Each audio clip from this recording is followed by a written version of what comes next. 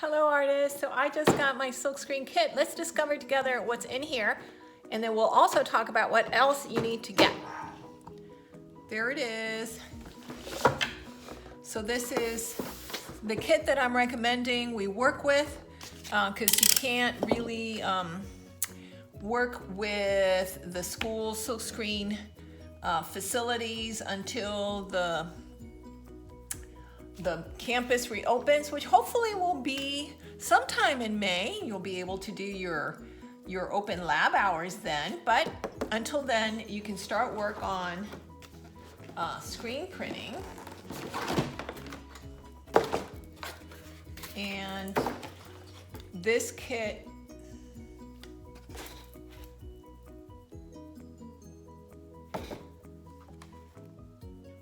comes with,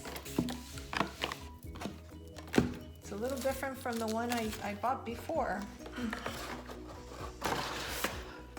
Good. This kit comes with instruction booklet.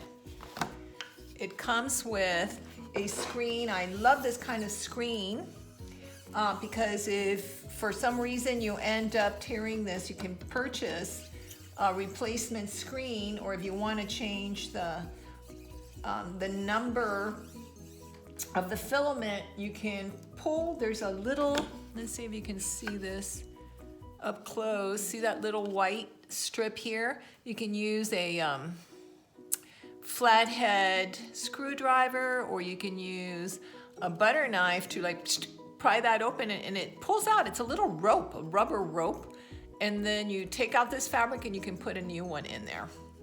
So this is the best kind of screen for working from home. You get a squeegee.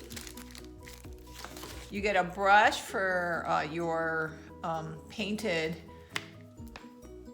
You get drawing fluid to paint your screen, and you get the screen filler. Then you get the speed clean to remove this after you're done printing. You get photo emulsion remover and photo emulsion so you can do photographic imaging. And then, oops, I should have turned on the lights. Bottle is not empty. I think this is, I can't read it. I'll let you read it. I have to put on my reading glasses. Oh my God. It's come to that. You know, I thought this kit came with ink, and it does not come with ink. All right. So I will add screen printing inks. Once the college reopens, you'll find one of these waiting for you in the lab. I've had Michael order these for you. And this is a water repelling treatment, and we're going to use this to create stencils on asphalt and on sidewalks that are invisible until they become wet. So we won't get in trouble for doing public art. Huh. All right, artists, so this is a kit. What else would you need to purchase with this? Well, inks, because I thought this came with inks. I was pretty sure that the kit I had ordered came with inks, but I guess I didn't read it carefully enough. You will need tape, packing tape or painter's tape, and you will need an X-Acto knife to, unless you still have your utility knife from 121, to purchase or to cut your stencils. And you can cut your stencils for your screen. You can use any paper, honestly. You can use shelf paper too, which is probably what I will be using because I have a big roll of it.